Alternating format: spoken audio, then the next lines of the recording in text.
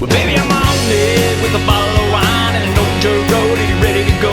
Hi, guys. Thanks for joining us today. My name is Jake Gill with Live Music Nation, and I'm going to allow the next two guests to introduce themselves. Danny, let's start with you.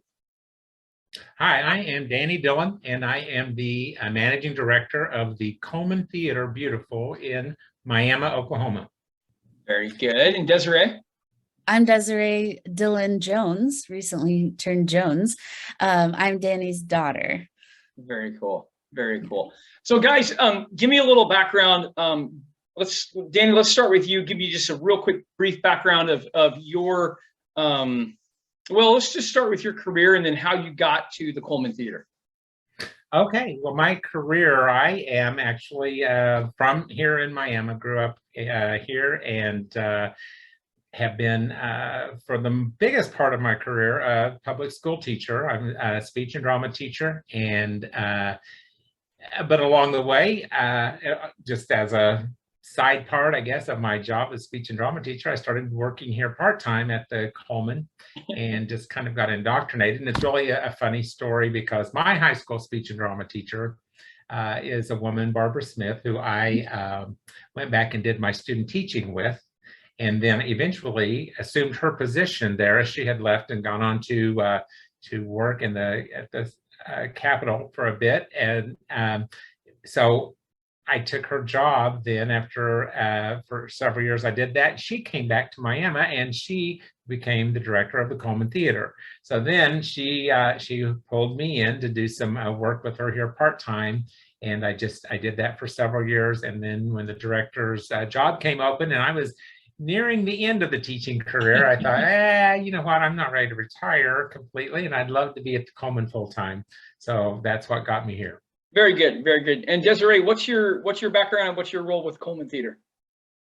Well, being the managing director's daughter and a performer myself, I've been roped into doing a lot. I shouldn't say roped in. I love volunteering there and helping to produce shows there and some fundraisers for the theater.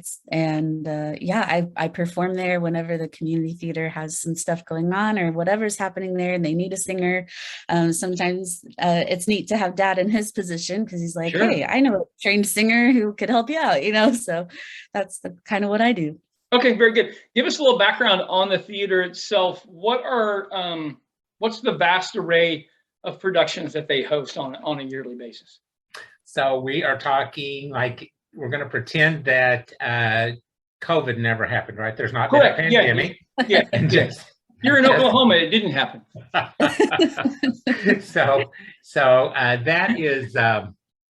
We do such a variety of things, because we are a building that is on the National Historic Registry, Mm-hmm. and we are a big, huge slice of Route 66 life, and we're, Route 66. Miami has the longest main street on Route 66 anywhere. Wow. So we have lots of tourists that they come through, and this is one of their destinations. This is something on Route 66 that people come to see. So we do that. I say we're sort of like on the Night at the Museum movies, if you can remember back to what those were.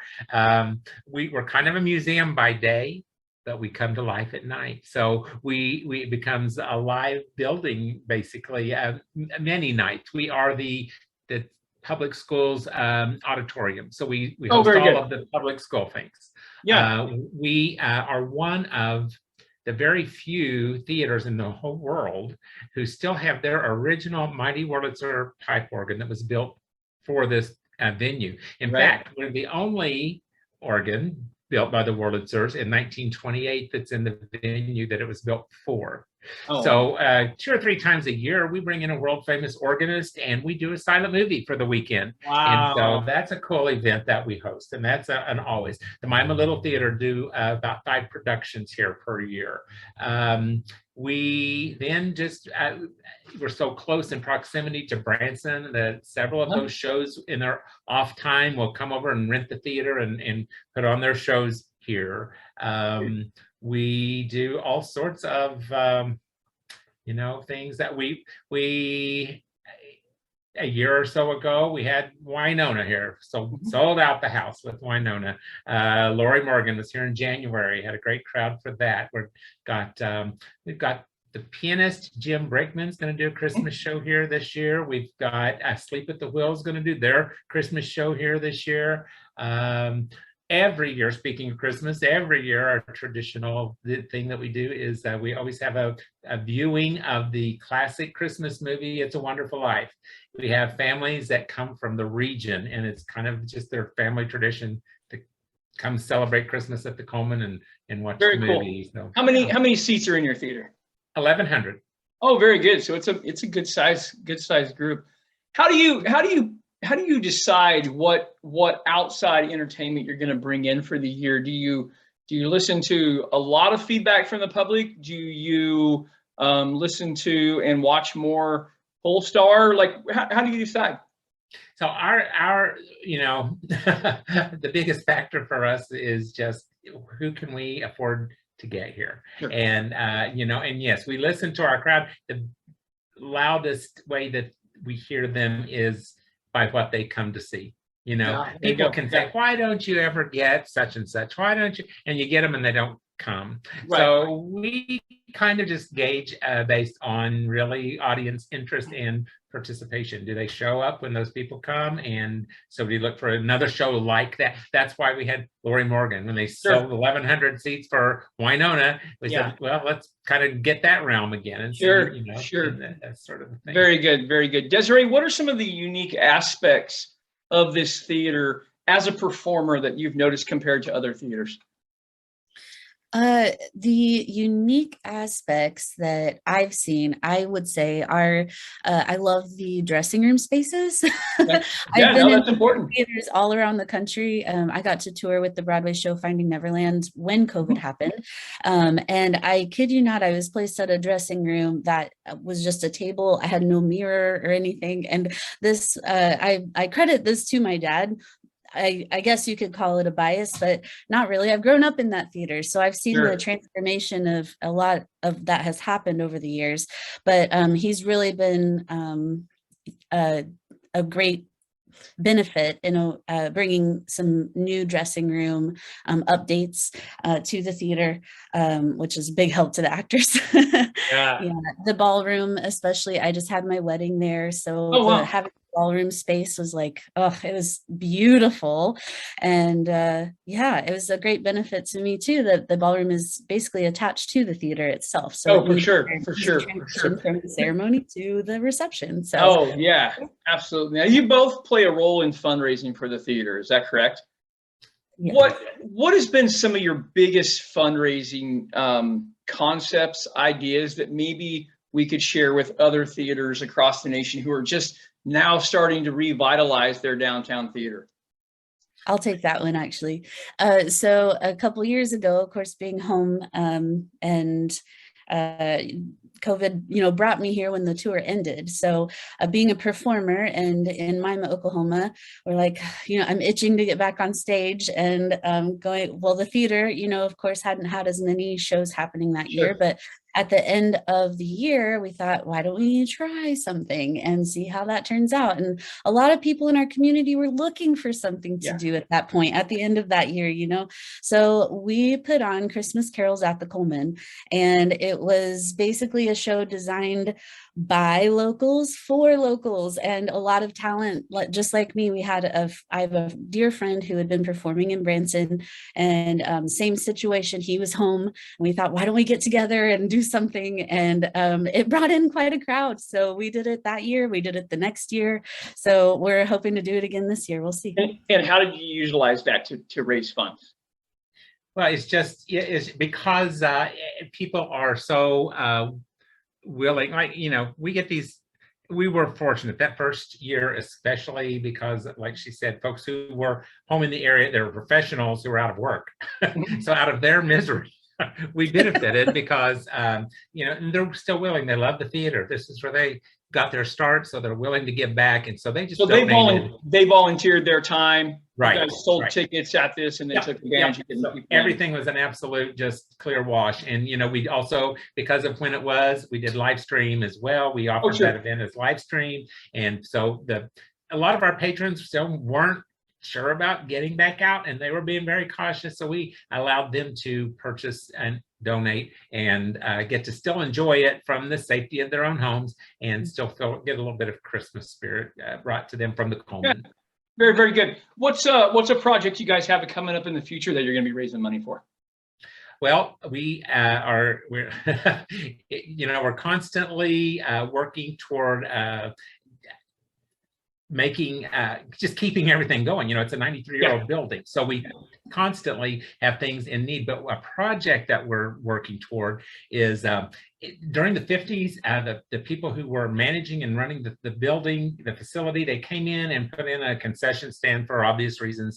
And of course, we still benefit from that, but we hate how it looks. It's in the middle of a big, beautiful entryway, and it's walking up. It causes a lot of congestion with our ticket booth as people are trying to purchase tickets. Other people are trying to buy concessions right at the same place or go to will call. So we are trying to raise enough money to just create a new space for the concessions. It's easily done. It's going to put it back to the integrity of the original look of the building, and a beautiful entry. We'll still sell concessions, but it'll look the same as it did when it opened in 29, and it'll get rid of all of that traffic congestion that we have before each show. That's awesome. That's awesome. We were talking with a gentleman earlier, and he mentioned that he had made a career choice early after college. He was either going to go into ministry or into theater management, and so he chose theater management. But he recalled back to his ministry days, and they always said that you could always tell the health and the future health of a church by the number of children running up and down the hallways. What are some ways, and I know you've mentioned a couple already now, that you as a theater are continuing to reach out to those youngsters and the younger youth generation to keep them interested in not only your facility, but the programs that you offer as well? Okay. Well, Desiree, I'm going to hop. You want me to take this? Sure, yeah. We have a whole program designed, but we're waiting on funding. We had hoped to get some of that funding through some of the Rescue America funds that were out there, and we were not approved for it, but we didn't give up, and we've headed back in some other direction. We have an entire. We're wanting to create while we have the advantage of we have Desiree in the area, some others that could help us out. We want to do it like a 6-week, I guess, camp, for no other word, for the youth, and to really, and we have a similar program that does a great job through the Miami Little Theater. It's not our program, but it's locally. But kind of their goal is they get the kids in, get them in a show, and they do it in as short amount of time as they can. We want to expand on that, not take away from that, not try to. We're wanting to offer classes all morning and so in dance and in song and in construction and every aspect of theater production. We want to give classes all morning, and we will have an audition. We'll put on a show, and those folks will practice in the afternoon. It won't involve probably everybody unless we can for sure make that happen. But what I'm saying is, it's not just going to be I went and did a show at the Coleman, but it's going to be I was in an academy that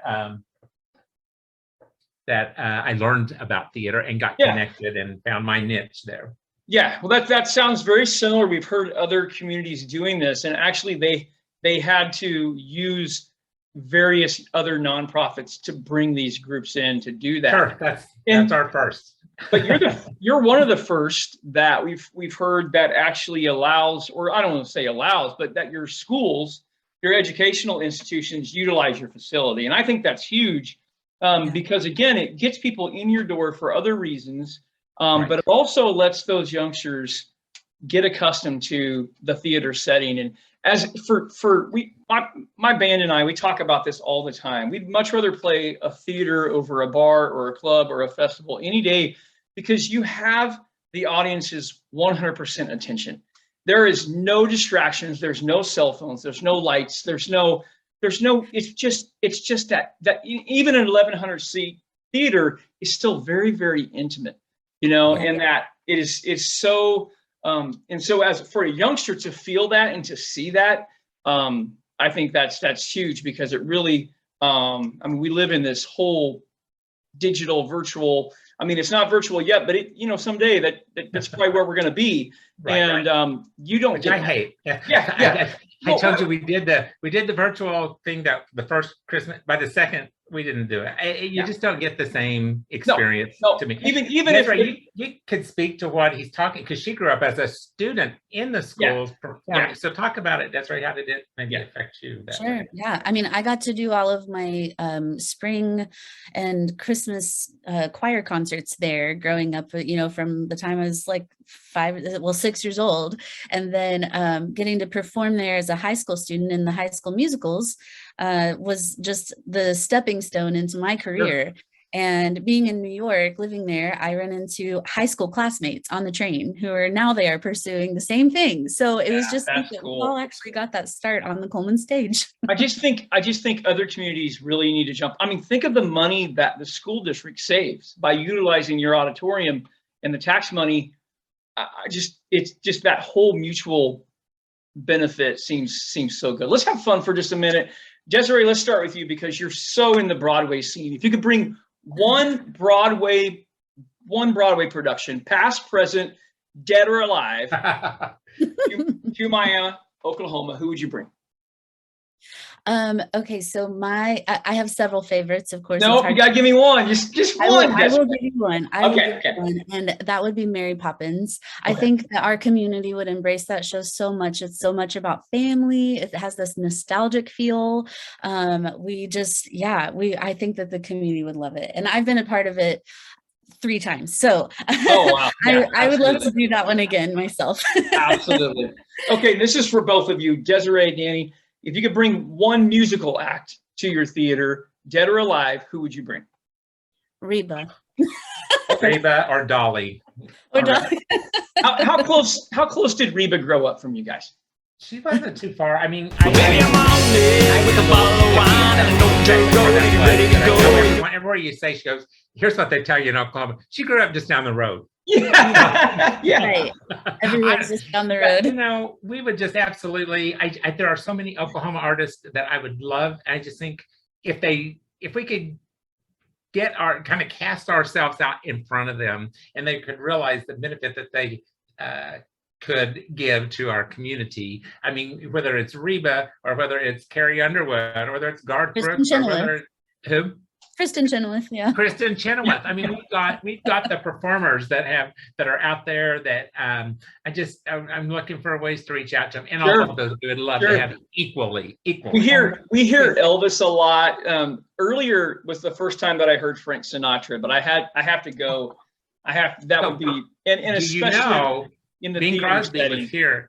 Bing Crosby was in our theater often. He was best friends with George Coleman, whose father built the theater. Yeah. And he was on their board of directors. He was here every 3 months. And so the story goes, a guy who works here says, I wasn't there. I can't verify this story, but it's a great one, that he had family in the theater one day when, now Bing never did a show here, but they said when he was in town, he would often just step out and share some Hollywood news and then maybe sing a song or something. And he had done that one night, and he was walking off the stage, and he turned around and came back on, and he said, hey, I've got another song I'm going to sing for you. I'm not really supposed to be singing it yet because the show hasn't come out. The movie hasn't come out, but I'm going to sing it. If you like it, go see the movie. And he sang a little song they'd never, ever heard before that night. It was called White Christmas. Yeah, very cool. Very cool. Very cool. Okay, real quick, where can people find your schedule at? What's your web address? Okay, that is thecolemantheater.org. That is because we had to make a switch on our, and it was a fast switch, and it had always just been colemantheater.org. And to keep it simple, we just put the word "the" in front of that one. So thecolemantheater.org, and you can find out about us. You can see how to schedule tours, and you'll see our upcoming events there as well. Very good, very good. Desiree, Danny, thank you so much for your time today, and we'll look forward to. Well, baby, I'm on it with a bottle